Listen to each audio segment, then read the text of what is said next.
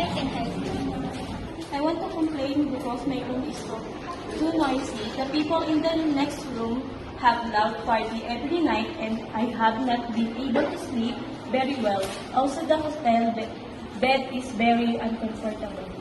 I apologize for the inconvenience, ma'am. Unfortunately, there is a tennis tournament going on in town this week, and the hotel is full of young people who are quite noisy.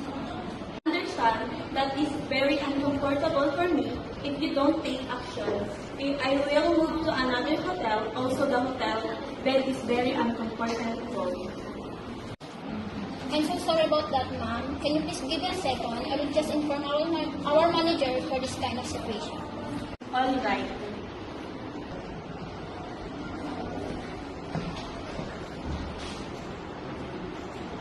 Excuse me, ma'am.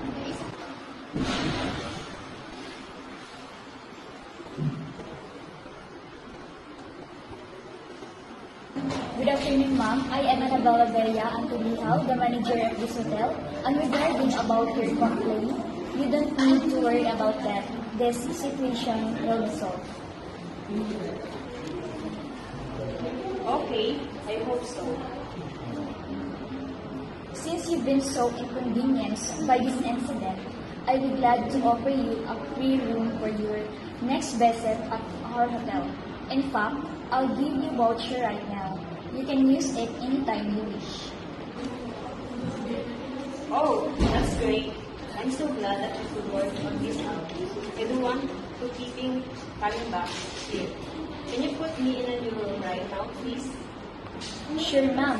We really apologize for your inconvenience, ma'am. Could you please let me know your room number so I can switch you to your new room? My room number is 405. I appreciate the offer and for the voucher. No worries, ma'am. Again, I apologize for the inconvenience.